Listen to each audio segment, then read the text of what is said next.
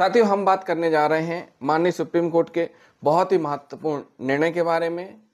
Case detail है rural litigation and entitlement केंद्र Dehradun and brothers बनाम union of India and others AIR 1985 SC 652। साथियों, वाद के तथ्य क्या है जिस पर माननीय सुप्रीम कोर्ट ने निर्णय दिया है, एक एक करके हम आपको बताते हैं। माननीय सुप्रीम कोर्ट ने अपने आदेश दिनांक 11/8/1983 कब 11/8/1983 माननीय सुप्रीम कोर्ट ने अपने आदेश दिनांक 11/8/1983 द्वारा भार्गव समिति की नियुक्ति की। किसकी? भार्गव समिति की।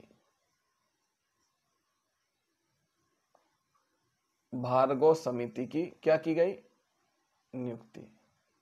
किस आदेश के द्वारा? इस आदेश के द्वारा, जिसका कार्य, इसका कार्य क्या था? ये जो समिति बनी, कार्य क्या है? कार्य था चूना पत्थर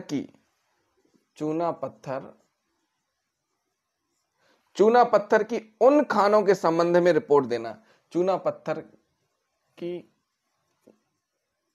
खानों के संबंध में क्या करना? रिपोर्ट देना। और किन खानों के संबंध में रिपोर्ट देना था? जिनकी सूची उत्तर प्रदेश सरकार ने दी है। मतलब जिन खानों की सूची उत्तर प्रदेश सरकार ने दी है, उनकी रिपोर्ट प्रस्तुत करना इस समिति को नियुक्त किया था। इसी के साथ ही 1983 में ही भारत सरकार ने भी, अब देखिए, ये माननीय सुप्रीम कोर्ट ने नियुक्ति की। किसने की? सुप्रीम कोर्ट ने। और भारत सरकार ने क्या किया? इसी के साथ भारत सरकार ने 1983 में ही देहरादून व मसूरी में कार्य करने वाले श्रमिकों का एक श्रमिक वर्ग नियुक्त किया। कहां पर? देहरादून और मसूरी। यहां जो काम कर रहे थे श्रमिक, इनके एक श्रमिक वर्ग नियुक्त किया। क्या किया? श्रमिक वर्ग नियुक्त किया गया, जिसके हेड भी श्री भार्गव ही थे। इनके जो मुखिया थे, मुखिया कौन बने? श्री भार्गव। हेड किसको बनाया गया? श्री भार्गव को बनाया गया था। भार्गव समिति ने, अब ये जो भार्गव समिति है,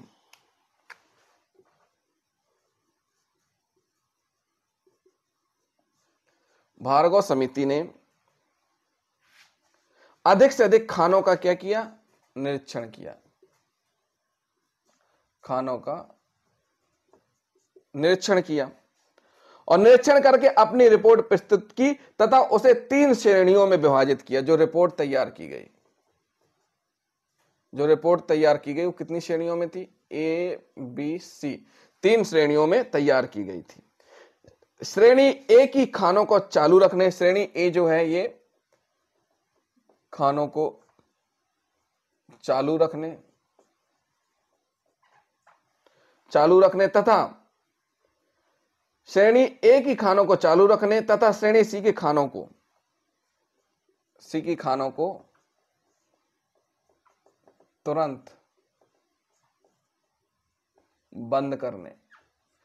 A की खानों को जो रिपोर्ट प्रस्तुत की गई थी, A, B, C 3 प्रकार से रिपोर्ट प्रस्तुत की गई थी। जो A रिपोर्ट थी, उन खानों को चालू रखने और C को तुरंत बंद करने के लिए सिफारिश थी। क्या की थी? तुरंत बंद कर देने की सिफारिश इस आधार पर की गई थी कि उसमें सुरक्षा से संबंधित एवं संकट से संबंधित कमियां अत्यधिक गंभीर प्रकृति की हैं। यानी जो कमियां हैं, किससे संबंधित? सुरक्षा से संबंधित इन खानों में बहुत ज्यादा कमियां हैं। B श्रेणी की खानें A श्रेणी की खानों में अपेक्षाकृत कम हानिकारक थी। ये क्या है? अपेक्षाकृत कम हानिकारक है। जो B श्रेणी की हैं, अपेक्षाकृत कम हानिकारक है, लेकिन कम हानिकारक है। हानिकारक है लेकिन कम हानिकारक थी। श्रमिक वर्ग की रिपोर्ट में जो श्रमिक वर्ग है यह भी एक नियुक्त किया गया था। श्रमिक वर्ग की रिपोर्ट में चूना पत्थर की खानों को 1 तथा 2 श्रेणी में विभाजित किया गया था। जो श्रमिक वर्ग है, श्रमिक वर्ग है, इनने जो रिपोर्ट दी, इस रिपोर्ट में जो दो प्रकार की रिपोर्टें दी गई थी। ये दोनों रिपोर्टों की संस्तुति ए सी एवं एक श्रेणी के संबंध में एक समान थी। मतलब जो रिपोर्ट ए और सी के संबंध में थी, ये श्रेणी एक के संबंध में एक समान थी। परंतु बी श्रेणी के संबंध में भार्गव समिति का मानना था कि उन्हें बंद करने की आवश्यकता नहीं है। देखिए, जो रिपोर्ट एक है ए और सी मतलब चालू रखना और बंद करना। कौन से कारखाने चालू रखना है, कौन से बंद करना है, इनको श्रमिक वर्ग में एक में दिखाया गया। और उसके बाद बी के संबंध में भार्गव समिति का मानना है था कि उन्हें बंद करने की आवश्यकता नहीं। जो भार्गव समिति है बी, जिनमें अपेक्षाकृत कम हानिकारक है, उनको बंद करने की आवश्यकता नहीं। परंतु श्रमिक वर्ग में यह स्पष्ट था कि इन खानों में खनन कार्य को आगे किया जाना उचित नहीं है। लेकिन दूसरी रिपोर्ट में जो बी कैटेगरी है, उनमें खनन कार्य आगे किया जाना, खनन कार्य आगे किया जाना उचित नहीं है, क्योंकि खतरा हो सकता है, उससे हानिकारक है। ऐसा श्रमिक वर्ग की रिपोर्ट दो में थी। एक में ए और सी यानी कौन से चालू रखना है, कौन से बंद करना है। बी में जो बी को बताया गया था कि हानिकारक है, चालू रखी जाए। तो यहां जो श्रमिक वर्ग की रिपोर्ट है, इसमें उन्होंने कहा कि आगे कार्य किया जाना उचित नहीं है। माननीय सुप्रीम कोर्ट ने, अब देखिए ये दोनों रिपोर्टें हो गई, दोनों रिपोर्टें तैयार हुई, माननीय सुप्रीम कोर्ट में रिपोर्टें प्रस्तुत की गई दोनों समितियों की। और उसके बाद इन दोनों समितियों की जो रिपोर्टें थी, उनको माननीय सुप्रीम कोर्ट ने अवलोकन किया उन रिपोर्टों का। उसके बाद माननीय सुप्रीम कोर्ट ने क्या कहा है वो भी हम आपको बताएंगे। माननीय सुप्रीम कोर्ट ने भार्गव समिति की रिपोर्ट में उल्लिखित सी श्रेणी की खानों के संबंध में, जो सुप्रीम कोर्ट है, सुप्रीम कोर्ट ने जो भार्गव समिति बनी थी, भार्गव समिति ने जो सी श्रेणी की रिपोर्ट दी,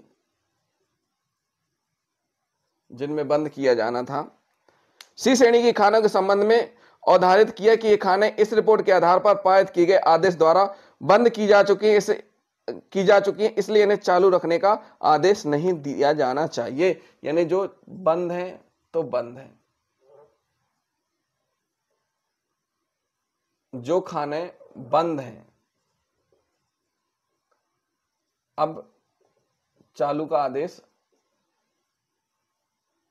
नहीं दिया जाना चाहिए। क्या नहीं किया जाना चाहिए? अब चालू का आदेश नहीं देना चाहिए। पारित किए गए आदेश द्वारा यह कहा गया है कि बंद की जा चुकी हैं जो खाने, इन्हें चालू रखने का आदेश नहीं दिया जाना चाहिए। जो खाने बंद हो चुकी हैं उन संबंध में खतरा है, सी श्रेणी की रिपोर्ट के अनुसार उनको अब चालू रखने का आदेश नहीं दिया जाना चाहिए। तथा यदि इन खानों के पट्टेदारों ने इस संबंध में किसी न्यायालय से कोई स्थगन आदेश या व्यादेश पारित करा लिया है तो वह निरस्त समझा जाएगा। अगर बंद है, इस संबंध में किसी ने स्थगन आदेश पारित करवा लिया तो वो भी समाप्त माना जाएगा। क्या माना जाएगा? समाप्त माना जाएगा, यानी कि किसी भी हालत में चालू नहीं होंगी। जहां तक भार्गव रिपोर्ट की बी श्रेणी, जो बी श्रेणी है, भार्गव रिपोर्ट की जो बी श्रेणी है, बी श्रेणी के संबंध में माननीय सुप्रीम कोर्ट ने श्रमिक वर्ग की रिपोर्ट को स्वीकार करते हुए आधारित किया कि इन्हें चालू रखने का कोई औचित्य नहीं है। तो श्रमिक वर्ग की रिपोर्ट को माना कि इनको भी चालू रखने का कोई औचित्य नहीं है, चालू रखने का कोई औचित्य नहीं है, क्योंकि खनन कार्य आगे नहीं किया जा सकता, औचित्य नहीं है। भार्गव रिपोर्ट की जो भार्गव रिपोर्ट है, भार्गव रिपोर्ट की बी और सी श्रेणी और श्रमिक वर्ग की रिपोर्ट, श्रमिक वर्ग की रिपोर्ट की श्रेणी जो 2 है के संबंध में सुप्रीम कोर्ट ने अवधारित किया कि इन्हें बंद कर दिया जाना चाहिए, यानी बी और सी, यानी जिनमें जिनमें कम हानिकारक बताया गया था भार्गव रिपोर्ट में, और श्रमिक वर्ग ने उस बी को यह बताया था कि खनन किया जाना अब आगे ठीक नहीं है, यानी खनन किया जाना उचित नहीं है, तो इन दोनों को क्या करना है, बंद कर दिया जाना चाहिए, क्योंकि सी तो हानिकारक है, ये है, बी में भी उचित नहीं है, इसलिए दोनों को बंद किया जाना चाहिए।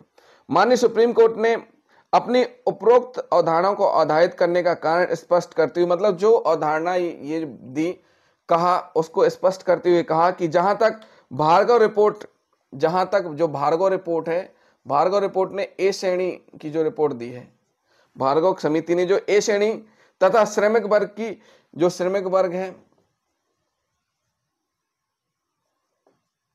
समिति है, इसकी जो ए नंबर की रिपोर्ट है और ए श्रेणी की रिपोर्ट भार्गव की, इसे दो भागों में विभाजित किया जाता है। एक भाग वह जो मसूरी शहर की सीमाओं के अंतर्गत है तथा दूसरा भाग जो मसूरी सीमाओं के बाहर है। मतलब इसको, इन दोनों को दो भागों में विभाजित कर दिया। एक ऐसा मसूरी शहर के अंदर, मसूरी शहर के अंदर और मसूरी शहर के बाहर, मसूरी शहर के अंदर और मसूरी शहर के बाहर, इस प्रकार से विभाजित कर दिया गया खानों को। ए और श्रेणी, बी से ए श्रेणी जो भार्गव रिपोर्ट की ए श्रेणी की रिपोर्ट है और श्रमिक वर्ग समिति की 01 संख्या की रिपोर्ट है, इनको दो भागों में विभाजित किया गया। क्या किया गया? दो भागों में माननीय सुप्रीम कोर्ट ने विभाजित किया। कौन कौन से? एक मसूरी शहर के अंदर और बाहर स्थित खानों के संबंध में, जो खाने शहर के अंदर है, जो खाने शहर के बाहर है। माननीय सुप्रीम कोर्ट द्वारा कहा गया कि भार्गव रिपोर्ट की, जो भार्गव रिपोर्ट है,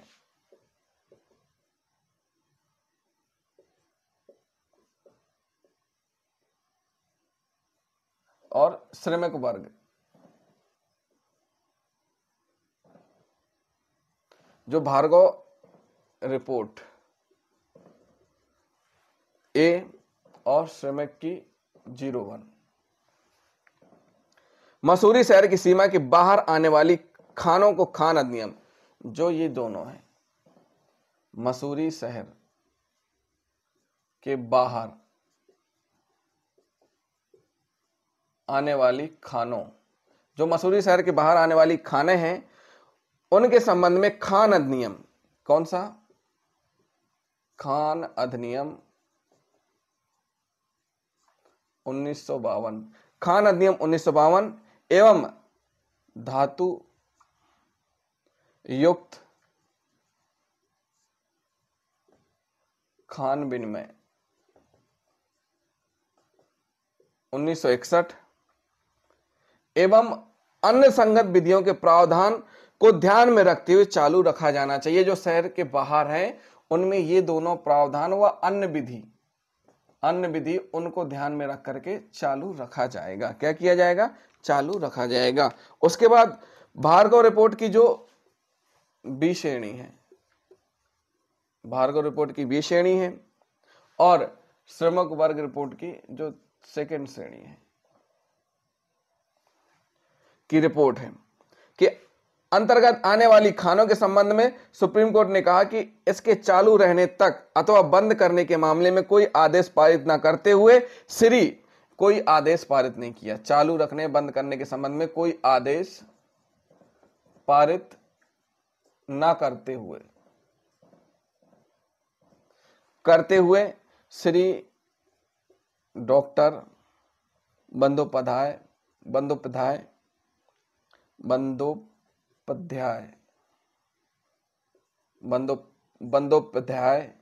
बंदोपाध्याय की अध्यक्षता में, इनकी अध्यक्षता में एक उच्च शक्ति समिति गठित की गई। क्या की गई? एक उच्च शक्ति समिति का गठन किया गया। क्या किया गया? समिति का गठन किया गया, जो इन खानों को चालू रखे जाने अथवा बंद किए जाने के संबंध में कारणों सहित अपनी रिपोर्ट 4 सप्ताह में देगी। कितनी? 4 सप्ताह में अपनी रिपोर्ट न्यायालय में प्रस्तुत करेगी। माननीय सुप्रीम कोर्ट ने इन समिति को इन बिंदुओं को स्पष्ट रूप से निर्देशित किया कि जिन पर इसे अपनी विस्तृत रिपोर्ट देनी थी। साथ ही देहरादून के जिला प्राधिकारियों को भी यह निर्देश दिया कि वे शीघ्र से शीघ्र यह देखें कि प्रश्नगत खानों में खनन संबंधी कोई कार्य तो नहीं हो रहा। यदि ऐसा पाते हैं तो कानूनी कार्रवाई करें। देहरादून के भी अधिकारी हैं, प्रशासन है, उनको भी आदेश दिया कि जो खान है उनमें कोई ऐसा काम तो नहीं हो रहा। अगर काम हो रहा है तो फिर उनके खिलाफ कानूनी कार्रवाई करें। क्या करें? कानूनी कार्रवाई करें। माननीय सुप्रीम कोर्ट ने आदेश दिया। उच्चतम माननीय सुप्रीम कोर्ट का विचार था कि जो समिति बनाई गई थी बंदोपाध्याय की अध्यक्षता में, रिपोर्ट आने पर इस पर गंभीरता से विचार किए जाने के उपरांत निर्णय घोषित किया जाएगा, परंतु इस मध्य कोई भी खान स्वामी खान संबंधी कार्य नहीं करेगा जब तक रिपोर्ट नहीं आ जाती 4 सप्ताह की। जब तक एक भी खान संचालित नहीं होगी सभी खानें बंद रहेंगी। क्या होंगी? सभी खानें बंद रहेंगी। क्या रहेंगी? सभी खानें बंद रहेंगी, खनन कार्य नहीं होगा। माननीय सुप्रीम कोर्ट ने हमेशा के लिए बंद किए जाने वाली खानों के संबंध में यह स्पष्ट किया कि यदि रिपोर्ट आने पर इस प्रकार आदेश पारित किया जाता है तो इससे खनन स्वामियों को अत्यधिक कठिनाई होगी, परंतु यह एक ऐसी कीमत है जो व्यक्तियों को स्वस्थ पर्यावरण या पारिस्थितिक संतुलन को बनाए रखने के लिए अदा करनी पड़ेगी। साथियों, इसमें कहा है कि जो खाने सी कैटेगरी की हैं थी जिन्हें बंद किए जाने का आदेश अगर माननीय सुप्रीम करता है तो इससे जिन खनन के स्वामियों ने पट्टा लिया था उनको नुकसान होगा, लेकिन कहीं नुकसान उससे ज्यादा नहीं है जनहित से। जन कल्याण पहले है। परंतु इसके माननीय सुप्रीम कोर्ट ने कहा कि ऐसी कीमत है जो व्यक्तियों के स्वास्थ्य पर्यावरण पारिस्थितिक संतुलन को बनाए रखने के लिए अदा करनी पड़ेगी, परंतु इसके लिए सुप्रीम कोर्ट ने केंद्र सरकार राज्य सरकार को निर्देश दिया कि जब भी खनन कार्य हेतु कोई समुचित स्थान मिलता है तो उसे पट्टे पर उठाया जाता है, तो इसमें खान स्वामियों को प्राथमिकता दी जाए। यानी जिनकी खान बंद की गई है, जिन पर खनन नहीं होना है, उन पट्टाधारियों को यानी पहले पट्टा दिया जाएगा। यानी जब भी राज्य सरकार या जब भी केंद्र सरकार इस प्रकार से पट्टा देती है तो इनको पहले प्राथमिकता दी जाएगी, यानी जिनकी खानें बंद करने का आदेश माननीय सुप्रीम कोर्ट ने दिया है। माननीय सुप्रीम कोर्ट ने खानों के बंद हो जाने के कारण बेरोजगार होने वाले व्यक्तियों के लिए पर्यावरण विभाग को निर्देश दिया कि जो खानें बंद हैं इनसे क्या होगा? व्यक्ति बेरोजगार हो जाएंगे, क्योंकि बहुत सारे व्यक्ति काम पर लगे थे तो व्यक्ति बेरोजगार हो जाएंगे। ऐसे में इनके लिए माननीय सुप्रीम कोर्ट ने किसको निर्देश दिया? इनके संबंध में पर्यावरण विभाग को, पर्यावरण जो विभाग है उनको निर्देश दिया। क्या निर्देश दिया? कि कम से कम समय में इन व्यक्तियों को रोजगार देने की व्यवस्था, पर्यावरण विभाग की जिम्मेदारी थी कि इन व्यक्तियों को रोजगार की व्यवस्था की जाए, नहीं इनको रोजगार उपलब्ध कराएं। माननीय सुप्रीम कोर्ट ने यह मत भी व्यक्त किया कि जहां तक भार्गव समिति की रिपोर्ट में ए श्रेणी एवं श्रमिक वर्ग की रिपोर्ट श्रेणी 1, जो भार्गव समिति की रिपोर्ट ए श्रेणी है और श्रमिक वर्ग की रिपोर्ट A1 है, एवं मसूरी शहर की सीमाओं से बाहर आने वाली खानों से अन्यथा अन्य खानों का प्रश्न है, चाहे वे भार्गव समिति की किसी भी श्रेणी में आती हो या श्रमिक वर्ग की रिपोर्ट में किसी भी वर्ग में आती हो। इस संबंध में इन खानों के पट्टेदार एवं याचिकाकर्ता तथा उत्तर प्रदेश सरकार के मध्य इस बात पर गंभीर विवाद है कि खान स्थल पर कितना खनिज पदार्थ पड़ा हुआ है। इस संबंध में दिनांक 15/12/1983 साथियों एक ये विवाद था कि जो खाने बंद हो रही थी वहां बहुत ज्यादा मटेरियल पड़ा हुआ है, इस संबंध में भी विवाद था। इस संबंध के लिए 15/12/1983 को इस न्यायालय द्वारा देहरादून के, जो देहरादून है, देहरादून के जिला अधिकारी, देहरादून के जिला अधिकारी, जो देहरादून के जिला अधिकारी हैं, के लिए आदेश पारित किया गया कि वह अपने विभाग या खान विभाग के अधिकारियों को इस उद्देश्य के लिए नियुक्त करें कि वह इस तथ्य की रिपोर्ट प्रस्तुत करें कि वास्तव में स्थल पर कितना चूना पत्थर पड़ा हुआ है। यानी चूना पत्थर कितना पड़ा हुआ है। जैसे अब खनन कार्य बंद हो गया, अब वो जो पड़ा हुआ है उसको पट्टाधारी ले जाएं कि नहीं ले जाएं, उस संबंध में कहा गया कि हमारा माल पड़ा उठाएंगे। तो माननीय सुप्रीम कोर्ट ने 15/12/1983 को देहरादून जिला अधिकारी को आदेशित किया कि जो खनन स्थल पर चूना पत्थर पड़ा उस संबंध में रिपोर्ट प्रस्तुत करें। क्या करें? उस संबंध में रिपोर्ट प्रस्तुत करें। तो 15/5/1 फिर आगे क्या होता है? 5/1/1984 को 5/1/1984 को यह मामला पुनः माननीय सुप्रीम कोर्ट के समक्ष सुनवाई हेतु प्रस्तुत हुआ। कब हुआ? पुनः 5/1/1984 को फिर से सुनवाई हुई। इस मामले में फिर से सुनवाई हुई, परंतु सुनवाई से पूर्व न्यायालय ने खान पट्टेदारों की इस प्रार्थना पर कि जिला प्राधिकारियों ने खान स्तर पर पड़े हुए खनिज पदार्थ की मात्रा का निर्धारण सही ढंग से नहीं किया, 2 अधिकारियों की एक समिति श्री भार्गव की अध्यक्षता में नियुक्त की। अब यहां जो सुनवाई हो रही थी, लेकिन होता क्या है, जो पट्टाधारी हैं उन्होंने कहा कि जो आपने निर्देशित किया था कि चूना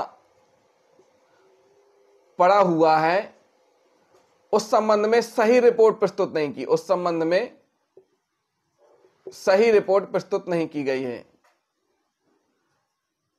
जो रिपोर्ट है वो सही रिपोर्ट प्रस्तुत नहीं की गई है। जो देहरादून जिलाधिकारी को नियुक्त किया गया था कितना चूना पड़ा है उस संबंध में, तो जो पट्टा स्वामी उनके द्वारा ऑब्जेक्शन लिया गया कि रिपोर्ट जो पेश की गई है वो सही नहीं, तो माननीय सुप्रीम कोर्ट ने तत्काल फिर से एक समिति श्री भार्गव की अध्यक्षता में गठित कर दी। फिर से एक समिति श्री भार्गव की अध्यक्षता में गठित कर दी।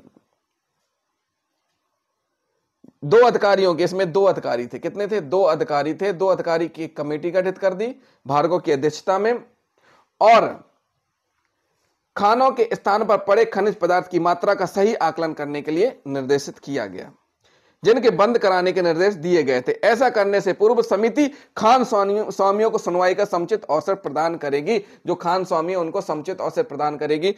इसके बाद होता क्या? इस समिति ने इस न्यायालय को अपनी जो रिपोर्ट प्रस्तुत की उसमें खनिज पदार्थ की मात्रा उस मात्रा से काफी कम थी जो कि पट्टेदारों द्वारा बताई गई थी। यानी जो पट्टेदार बता रहे थे, रिपोर्ट पट्टेदार बता रहे थे कि हमारा 100 टन है या 500 टन है, तो उससे काफी कम पाई गई मात्रा भार्गव रिपोर्ट में। जो पट्टेदारों द्वारा बताई जा रही थी चूना, वो काफी कम पाई गई। क्या पाई गई? काफी कम पाई गई रिपोर्ट में।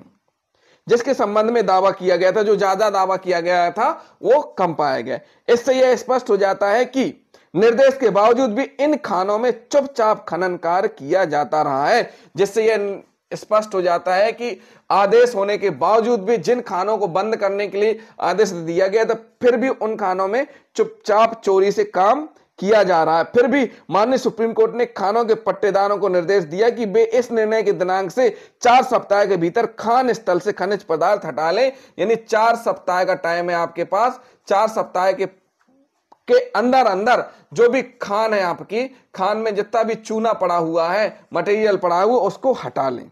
तथा यह कार्य जिला अधिकारियों द्वारा नामित ऐसे अधिकारी जो उप जिला अधिकारी से श्रेणी से कम नहीं हो, खान विभाग के निर्देशक द्वारा नामित व्यक्ति, राजपत्रित अधिकारी एवं बंदोपाध्याय द्वारा नामित श्री अवधेश कौशल के अलावा समाज से जुड़े हर व्यक्ति की उपस्थिति में किया जाएगा। यानी समाज से जुड़े हर व्यक्ति और एक जिला अधिकारी जो राजपत्रित है, उनके सामने सारी चीजें, और ये भी उपस्थित रहेंगे, जो अध्यक्ष है उनके सामने किया जाएगा। माननीय सुप्रीम कोर्ट ने भारत सरकार एवं उत्तर सरकार को भी प्रमोद दयाल अधिवक्ता को उनके द्वारा न्यायालय को दी गई मूल्यवान सहायता के लिए अतिरिक्त पुरस्कार के रूप में 5,000 रुपए, कितनी 5,000 रुपए, कितनी 5,000 रुपए प्रदान करने का भी निर्देश दिया।